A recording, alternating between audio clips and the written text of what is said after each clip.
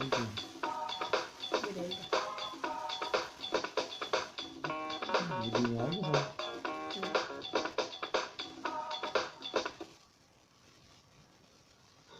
वालेकुम दोस्तों, पिछली वीडियो में 9th क्लास के मैथमेटिक्स की एक्सरसाइज 1.5 के क्वेश्चन नंबर 4, 5 एंड 6 सॉल्व किए थे। आज की इस वीडियो में एक्सरसाइज 1.6 के क्वेश्चन नंबर 1, 2 एंड 3 सॉल्व करेंगे। अगर आपको ये वीडियो अच्छी लगे तो अपने दोस्तों के साथ शेयर करें, लाइक करें और सब्सक्राइब करें। तो आइए चलते हैं लेक्चर की तरफ। आज की इस वीडियो में एक्सरसाइज 1.6 के क्वेश्चन नंबर 1, 2 और 3 सॉल्व करेंगे। तो सबसे पहले क्वेश्चन नंबर 1 में दो इक्वेशंस दी हुई हैं, यानी एक सिस्टम दिया हुआ है जिसमें दो इक्वेशंस हैं।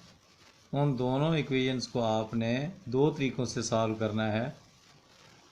सबसे पहला तरीका द मैट्रिक्स इन्वर्जन मेथड और दूसरा मेथड जो है वो क्रैमर रूल, यानी एक ही सवाल को दो मेथड से आपने सॉल्व करना है। Use matrices if possible to solve the following systems of linear equations by number 1 the matrix inversion method and the Cramer rule. तो दोनों मेथड से आपने इनको सॉल्व करना है। जैसे ये पहला पार्ट है, फर्स्ट पार्ट है 2x minus 2y is equal to 4, 3x plus 2y is equal to 6। तो इसको ये फर्स्ट पार्ट को दो मेथड से आपने सॉल्व करना है, द मैट्रिक्स इन्वर्जन मेथड से भी और क्रैमर रूल से भी। तो इसके टोटल 8 पार्ट्स हैं। आपने 8 पार्ट्स को मैट्रिक्स इन्वर्जन मेथड से भी करना है और क्रैमर रूल से भी करना है, यानी 8 पार्ट्स हैं। तो इनको 16 आपके क्वेश्चंस बन जाएंगे। यानी कैसे मैट्रिक्स इन्वर्जन मेथड से करेंगे तो ये 8 पार्ट्स, फिर यही 8 पार्ट्स जो हैं क्रैमर रूल से करेंगे तो टोटल ये 16। तो सबसे पहले फर्स्ट पार्ट और फोर्थ पार्ट यहाँ पे सॉल्व किए गए हैं और ये सारे के सारे क्वेश्चंस एक जैसे हैं, इसलिए 2 पार्ट्स सेलेक्ट किए हैं जो कि यहाँ पे सॉल्व करेंगे और बाकी आपके लिए होमवर्क है, क्योंकि सारे के सारे क्वेश्चंस एक जैसे हैं। तो सबसे पहले फर्स्ट पार्ट जो है उसको दोनों मेथड से सॉल्व करते हैं। तो 2x minus 2y is equal to 4, 3x plus 2y is equal to 6। ये देखें, ये क्वेश्चन लिखा हुआ है 2x minus 2y is equal to 4, 3x plus 2y is equal to 6। तो इस सबसे पहले आपने इसको मैट्रिक्स फॉर्म में लिख लेना है। मैट्रिक्स फॉर्म में लिखने का तरीका ये है कि ये देखें 2x minus 2y is equal to 4 first equation है। तो x का कोएफिशिएंट 2 है, y का कोएफिशिएंट -2 है। 2 और -2 लिख लेंगे, 2 और -2, जैसा कि ये देखें ये लिखा हुआ है। इसी तरह नीचे वाली जो इक्वेशन है इसके कोएफिशिएंट 3 और 2 हैं, वो भी आप लिख लेंगे। ये एक मैट्रिक्स बन जाएगा, इसको कोएफिशिएंट मैट्रिक्स कहते हैं। और इसमें वेरिएबल है x एंड y, तो आपने इसको एक मैट्रिक्स बना लेना है। x और y इज इक्वल टू 4 और 6, इसको भी मैट्रिक्स फॉर्म में लिख लें। तो आपका पूरे का पूरा ये जो सिस्टम है ये मैट्रिक्स फॉर्म में इस तरीके से लिखा जाएगा। आप इन दोनों मैट्रिक्सेस को दोबारा मल्टीप्लाई करें तो ये दोबारा यही इक्वेशंस बनेंगी। जैसे करके देख लें, 2x minus 2y is equal to 4, 3x plus 2y is equal to 6। Multiplication मैंने पीछे आपको सिखाई है कैसे करते हैं। तो ये एक इक्वेशन, ये आपके पास इक्वेशंस का एक सिस्टम था या दो इक्वेशंस थी, तो आपने इनको मैट्रिक्स फॉर्म में लिख लिया। अब मैट्रिक्स फॉर्म में लिखने के बाद अब हमने इसको दो मेथड से सॉल्व करना है, मैट्रिक्स इन्वर्जन मेथड, और जब इससे सॉल्व कर लेंगे तो उसके बाद हम क्रैमर रूल से भी इसको करेंगे। तो देखते हैं कि सबसे पहले ये मैट्रिक्स इन्वर्जन मेथड से कैसे होगा। तो सबसे पहले ये जो कोएफिशिएंट मैट्रिक्स है इसको लेट कर लेंगे। ये A है, ये वेरिएबल्स वाला जो मैट्रिक्स है इसको आप x, कैपिटल X लेट कर लें और इसको B कर लें राइट साइड पे जो 4 और 6 लिखा हुआ है। तो अगर आप गौर से देखें, ये A है, ये x है और ये B है, तो ये आ जाएगा A फिर x इज इक्वल टू के नीचे इज इक्वल टू B। तो आपके पास ये बन जाएगा AX is equal to B। तो जब आपने इनको लेट कर लिया तो इनको हम लिख सकते हैं, then we can write the above equations as A X is equal to B, यानी ये ए है, ये आपके पास x है और ये आपके पास b है, A X is equal to B. तो चूंकि वेरिएबल जो है वो x और y वाला मैट्रिक्स है, यानी x मैट्रिक्स है, तो आपने x फाइंड करना है। तो हम क्या करेंगे, x को एक तरफ रख लेंगे और a जो है वो दूसरी तरफ ले आएंगे, दूसरी तरफ आके ये a इन्वर्स हो जाएगा। तो आपके पास इक्वेशन बन जाएगी x is equal to A inverse into B. तो आप ए इन्वर्स सबसे पहले फाइंड करेंगे, ए इन्वर्स जब फाइंड कर लेंगे तो उसको बी से मल्टीप्लाई करेंगे तो हमारे पास सॉल्यूशन सेट आ जाएगा। तो ए इन्वर्स फाइंड करने के लिए सबसे पहले ए मॉड यानी ए डिटर्मिनेंट फाइंड करेंगे। ए डिटर्मिनेंट के लिए मैंने पीछे आपको सिखाया हुआ है कि कैसे डिटर्मिनेंट्स फाइंड करते हैं, पिछली वीडियोस आप देख लें उनको और गौर से सीखें कि कैसे डिटर्मिनेंट। तो इन दोनों को मल्टीप्लाई करते हैं, 2 मल्टीप्लाई बाई 2, दरमियान में मैंने कहा था कि माइनस डालेंगे, फिर 3 मल्टीप्लाई बाई -2, ये 2 2 ज़ार 4, ये माइनस जो हमने हर सूरत माइनस ही डालना है, ये माइनस जो है ये इन दोनों को मल्टीप्लाई करें, 3 मल्टीप्लाई बाई -2 तो -6 आ जाएगा, माइनस और माइनस प्लस तो ये आ जाएगा 4 + 6 विच इज़ इक्वल टू 10। ये आपके पास एक डिटर्मिनेंट आ गया। उसके बाद जब भी इन्वर्स फाइंड करेंगे तो दूसरा स्टेप है, हमने एडजॉइंट फाइंड करना होता है उस मैट्रिक्स का जिसका हमने इन्वर्स फाइंड करना है। तो ए जो है, ए का हमने इन्वर्स फाइंड करना है, तो सो ए मैट्रिक्स जो है उसका डिटर्मिनेंट फाइंड कर लिया पहले। उसके बाद जो है हम इसका एडजॉइंट फाइंड करेंगे। एडजॉइंट में क्या करते हैं, ये जो डायगोनल में मैंने कहा था कि एलिमेंट्स लिखे हैं, इनकी जो जगह है वो तब्दील करते हैं, चेंज करते हैं। ये 2 इधर चला जाएगा, ये 2 इधर चला जाएगा, तो ये 2 और 2 ही रहेगा क्योंकि दोनों एक जैसे थे। और ये जो सेकेंडरी डायगोनल मैंने बताया था कि सेकेंडरी डायगोनल में या रिमेनिंग एलिमेंट्स जो हैं उनके साइन चेंज कर रहे हैं। तो 3 का साइन जो है वो प्लस था तो माइनस हो गया, -2 जो है वो +2 हो गया। तो आपके पास एडजॉइंट ऑफ ए आ गया 2 2 -3 और 2। तो नेक्स्ट है A inverse. A inverse is equal to 1/a mod, sorry A determinant mod भी कह लेते हैं, into adjoint of A. 1/a determinant आपके पास 10 आया था तो इसकी जगह पे 10 लिख दिया, मल्टीप्लाई बाय 2 एडजॉइंट ऑफ ए, ये आपने फाइंड किया हुआ है 2 2 -3 और 2, तो ये आपने ऐसे ही लिख दिया। अब इस इक्वेशन के मुताबिक आपने क्या करना है कि x इज इक्वल टू, ये इक्वेशन 1 है तो ये देखें इक्वेशन 1 में x is equal to A inverse b। तो ए इन्वर्स आपने फाइंड कर लिया 1/10 इंटू 2 2 -3 और 2, इसकी जगह पे ये एज इट लिख देंगे और साथ b है। b आपके पास 4 और 6 आया था, 4 और 6 से इसको मल्टीप्लाई कर दें तो मल्टीप्लाई करने का वही तरीका जिस तरीके से पहले हमने मल्टीप्लाई किया हुआ है। ये आ जाएगा 2 4 ज़ार 8 प्लस 2 6 ज़ार 12, इसी तरह -3 4 ज़ार -12 प्लस 2 6 ज़ार 12, ये आ जाएगा 8 और 12, ये 20 आ जाएगा, -12 और +12 ये 0 आ जाएगा। एक चीज़ याद रखनी है कि ये जो आपके पास 1/10 है इसको अंदर मल्टीप्लाई आखिर में आप जाके करें तो आपके लिए आसानी होगी, पहले भी कर सकते हैं लेकिन उसके लिए फिर सॉल्व करना ज़रा मुश्किल हो जाएगा। इसको एज इट लिखा रहने दें।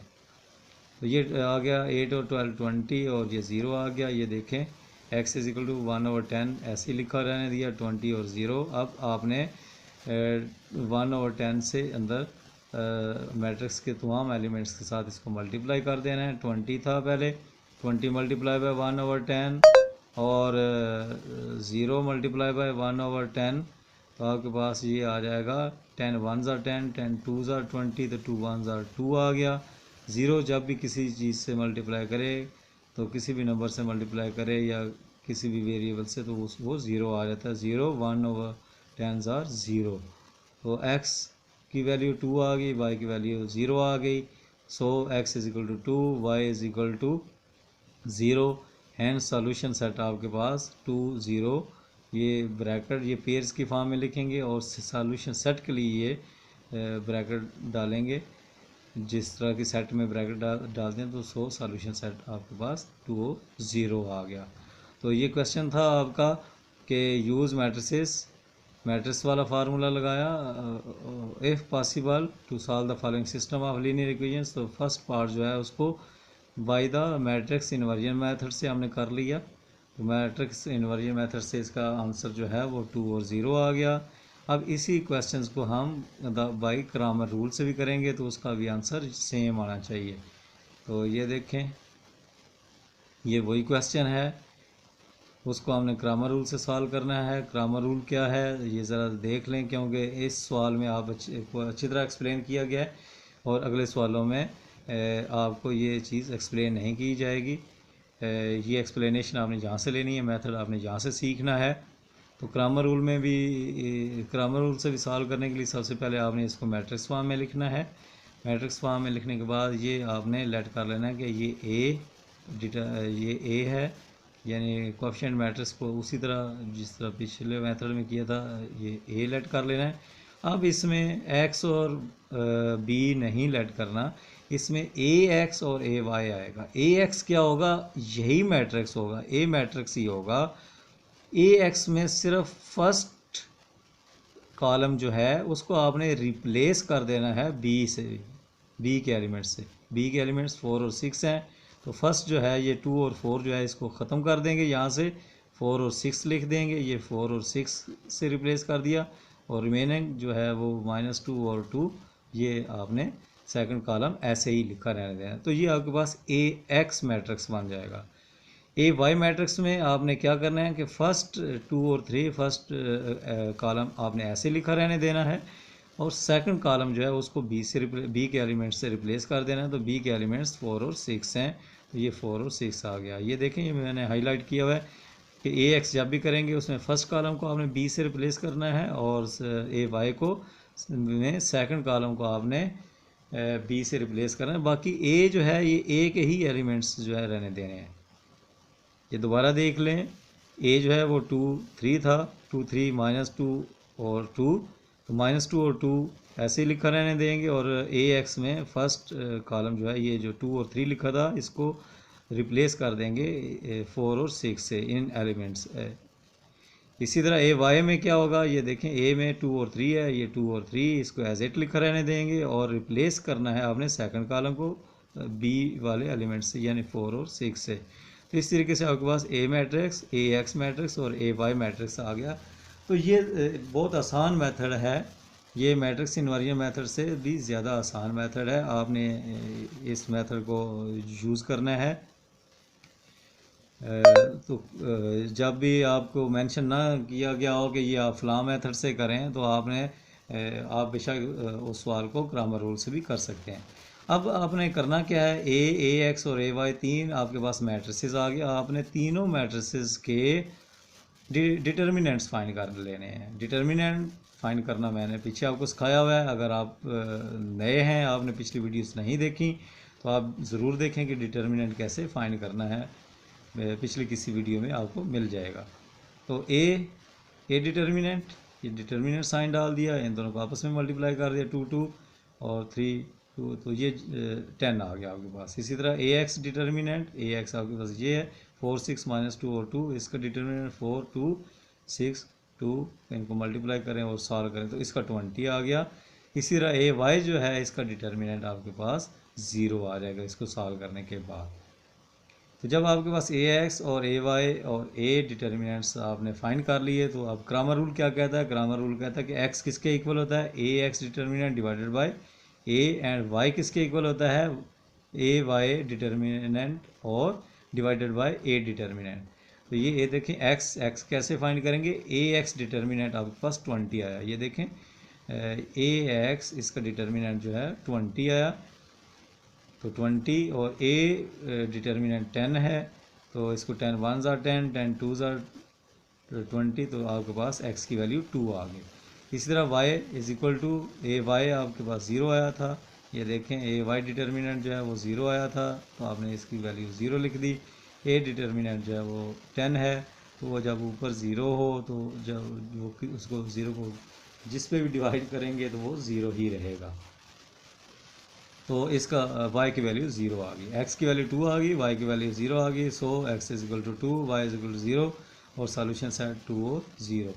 तो आपके पास मैट्रिक्स इन्वर्जन मेथड से और क्रैमर रूल से करें, चाहे जिस मेथड से भी करें, दोनों में से जो भी मेथड आप लगाएं तो आपके पास आंसर एक ही सवाल का सेम आना चाहिए। तो ये देखें, पीछे मैट्रिक्स इन्वर्जन मेथड से किया था तो फिर भी 2 और 0 आया था, और अभी हमने क्रैमर रूल से किया तो ये भी 2 और 0 आया। तो इस तरीके से एक सवाल जो है दोनों मेथड से आपने सॉल्व करना है। तो ये फर्स्ट पार्ट दोनों मेथड से सॉल्व हो गया।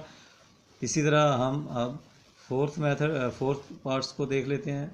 सेम, ये आपके पास 3x - 2y = 4 है, -6x + 4y = 7। तो आपने सबसे पहले इसको मैट्रिक्स फॉर्म में लिखा। ये मैट्रिक्स इन्वर्जन मेथड से सबसे पहले होगा। तो सबसे पहले इसको लेट कर लेंगे, a है, x y को x, और ये आपके पास b आ गया। फिर आप की जो इक्वेशन आएगी ax = b, which implies that x = a inverse b।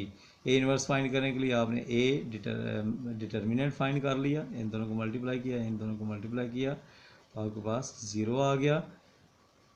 अब यहाँ पे देखें, कोई भी सिस्टम, कोई भी इक्वेशंस का सिस्टम उस वक्त तक सॉल्व नहीं किया जा सकता जब तक 0 के अलावा उस कोएफिशिएंट मैट्रिक्स जो है उसका डिटर्मिनेंट 0 के अलावा ना हो। यानी अगर कोएफिशिएंट मैट्रिक्स 0 के इक्वल आ जाए, यानी कोएफिशिएंट मैट्रिक्स आपका सिंगुलर हो जाता है, तो उसका सॉल्यूशन सेट पॉसिबल नहीं होता। ये देखें, सेंस ए डिटर्मिनेंट जो है वो आपके पास 0 आ गया, तो 0 की वजह से therefore solution for these equations does not exist. तो अगर क्वेश्चन में आप गौर से देखें तो लिखा हुआ है यूज़ मैट्रिसेस इफ़ पॉसिबल, अगर पॉसिबल है। तो फोर्थ मैंने इसीलिए सिलेक्ट किया था कि इसमें पॉसिबल नहीं है, इसमें क्वेश्चन मैट्रिक्स जो है उसका डिटर्मिनेंट 0 आ जाता है, इसलिए पॉसिबल नहीं है, तो ये सॉल्व नहीं किया जा सकता। इसलिए इतना जितना मैंने किया हुआ है इतना सॉल्व करके आपने आगे यही चीज़ लिख देनी है कि सेंस ए डिटर्मिनेंट जो है वो 0 आ गया है, therefore solution for these equations does not exist.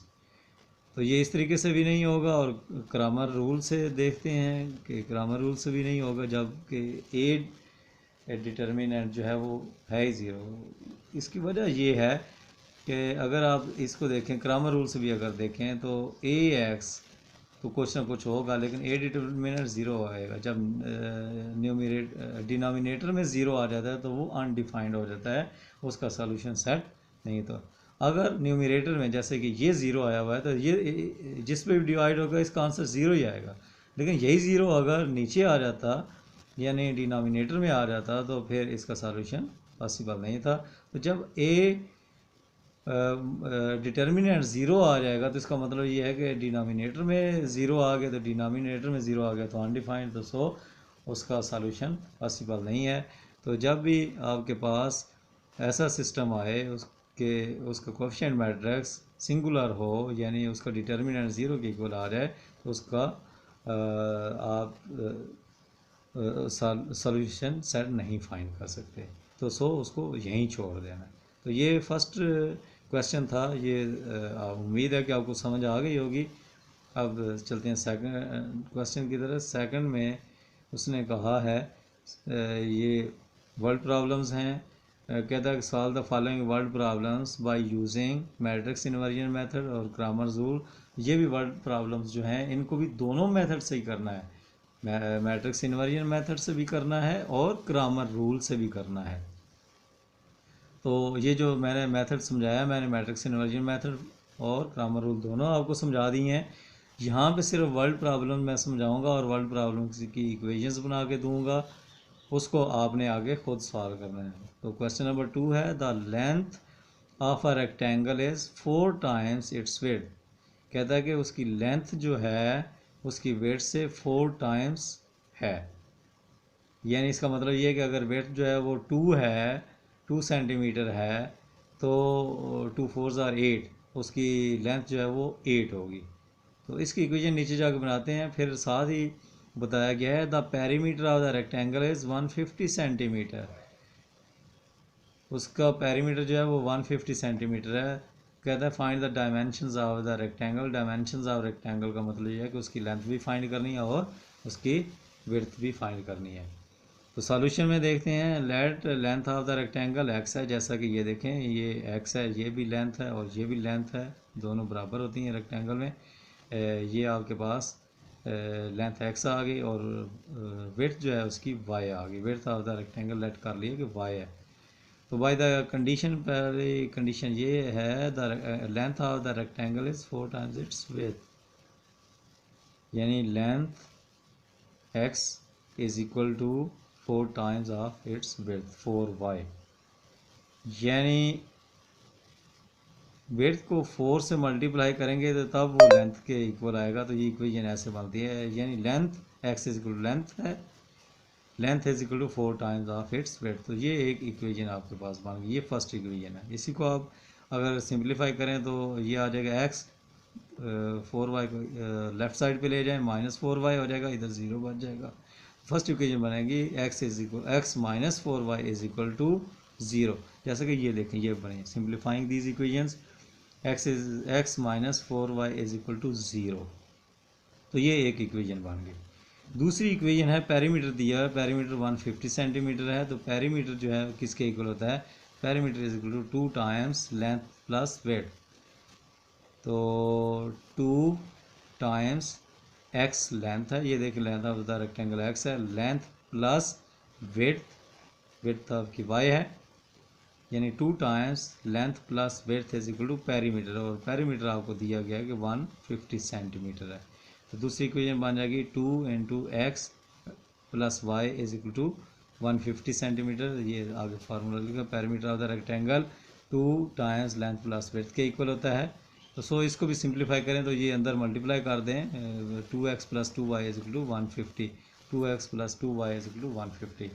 तो ये आपके पास दो इक्वेशंस आ गई। जैसा कि पहला क्वेश्चन था उसमें ये दोनों इक्वेशंस आपको दी हुई थी। वर्ड प्रॉब्लम में आपने इक्वेशंस खुद बनानी होती हैं। जब आपकी इक्वेशंस बन गई तो आप इसको मैट्रिक्स फॉर्म में लिखें, और मैट्रिक्स फॉर्म में लिखने के बाद आप इसको मैट्रिक्स इन्वर्जन मेथड से भी करें और ग्रामर रूल से भी करें। जैसे कि मैट्रिक्स फॉर्म में लिखा तो ये आपके पास ये सिस्टम बन गया। ये देखें ये सॉल्व हुआ है, एक्स माइनस 4y, इसका क्वेश्चन 1 है, -4 2 2, ये 0 और 150, 1 2 -4 2, ये एक्स वाई आ गया, 0 150। ये उसी तरह लेट कर लिया एक ए एक्स बी, तो आपके पास इक्वेशन बन जाएगी A X is equal to B, X is equal to A inverse B. फिर ए डिटर्मिनेंट फाइंड कर लिया, फिर इसका एडजॉइंट फाइंड कर लिया। तो चूंकि इसका डिटर्मिनेंट 0 के इक्वल नहीं आया तो इसलिए इसका सलूशन होगा। तो ए इनवर्स जो है 1 over A determinant into adjoint of A. अगर आपको समझ नहीं आ रही तो आप फर्स्ट पार्ट जो है वो दोबारा से देखें, उसमें सारी एक्सप्लेनेशन मिल जाएगी। तो 1/4 ए डिटर्मिनेंट आपके पास ये गलत लिखा हुआ है, 2 1s are 2 4, ये 10 यहाँ पे जो है वो 10 आना चाहिए, 4 नहीं आना चाहिए, ये गलती है यहाँ पे।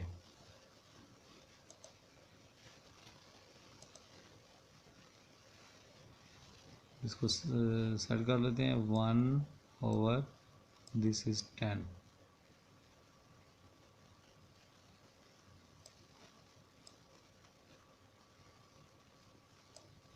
तो ये 1 ओवर 10 है, ये 4 गलती से लिखा हुआ है।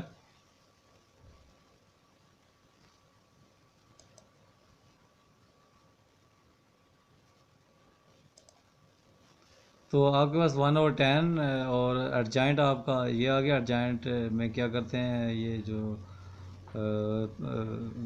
प्रिंसिपल डायगोनल है इनके जगह तब्दील करते हैं और रिमेनिंग एलिमेंट्स जो हैं उनके साइन चेंज करते हैं। तो आपके पास A inverse is equal to 1 over 10 into this आ गया। तो जब आपके पास ए इनवर्स आ गया तो आपके पास बी मौजूद है, तो आपने इनको मल्टीप्लाई कर लेना है। X is equal to 1 over 10, ये देखें इधर 10 है, उधर 4 गलती से लिखा हुआ था, 2 4, इनको मल्टीप्लाई करें। मल्टीप्लाई करने के बाद आपके पास ये आ जाएगा 600 और 150। अब आपने 1 ओवर 10 से इनको मल्टीप्लाई कर देना है। 1 ओवर 10 से मल्टीप्लाई करेंगे तो ये 0 0 से तो ये 60 आ जाएगा, इसका भी 0 0 से कैंसिल 15। एक्स और वाई की वैल्यू आपके पास आ गई। तो एक्स जो है आपके पास लेंथ थी, लेंथ जो है वो 60 आ गई, वाई जो है वो विड्थ थी 15। तो सॉल्यूशन सेट आपके पास 60 और 15 आ गया।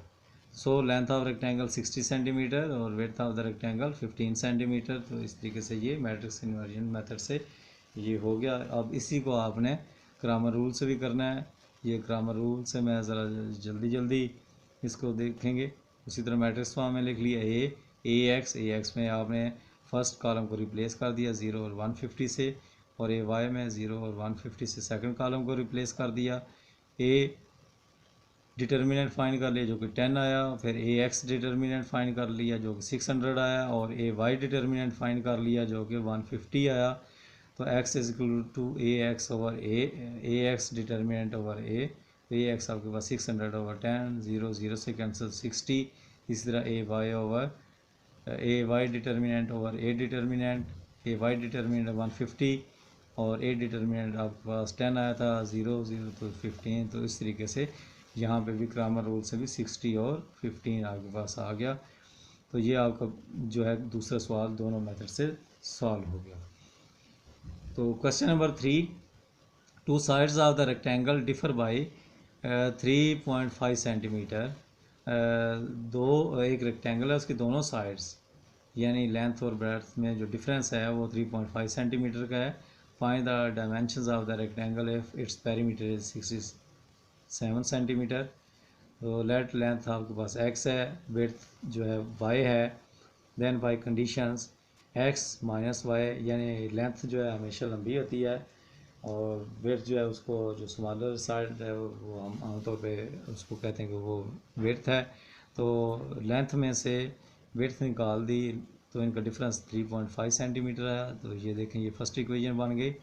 और सेकंड इक्वेशन जो है पेरीमीटर दिया हुआ है, तो पेरीमीटर का formula 2 times length plus width. तो लेंथ आपके पास x प्लस वाई है और इसका 2 टाइम्स ब्रैकेट डाल के 2 टाइम्स इज इक्वल टू 67। इनको आप सिंप्लीफाई कर लें, ये आ जाएगा 2x plus 2y is equal to 67। तो आपके पास ये x minus y is equal to 3.5 centimetre first equation, 2x plus 2y is equal to 67 centimetre नहीं लिखा हुआ, नहीं लिखने की ज़रूरत भी नहीं है। तो इसको आप मैट्रिक्स फॉर्म में लिख लीजिए। मैट्रिक्स फॉर्म में लिखने के बाद आपने बिल्कुल उसी तरीके से क्रामर रूल से भी सॉल्व करना है और मैट्रिक्स इन्वर्जन मेथड से भी सॉल्व करना है। तो उम्मीद है कि आपको आज के इस लेक्चर की अच्छी तरह समझ आ गई होगी। जहाँ से समझ ना आए तो आप कमेंट्स करें और आपको आपके सवालों का जवाब दिया जाएगा। और बाकी जो रिमेनिंग क्वेश्चंस हैं उसकी एक्सरसाइज ज़रूर करें। अगर आप रेगुलर एक्सरसाइज करते रहेंगे तो आपको कहीं भी ट्यूशन जाने की ज़रूरत नहीं, घर बैठे आप ये सारी चीज़ें सीख सकते हैं। तो आज का लेक्चर इतना ही था। अगर आपको पसंद आया हो तो आप इसको लाइक करें, दोस्तों के साथ शेयर करें और बल्कि सब्सक्राइब कर लें कि जब भी नया लेक्चर आए तो आपको फौरी तौर पे पता चल जाए कि ये नया लेक्चर आ गया और उसको देखना है।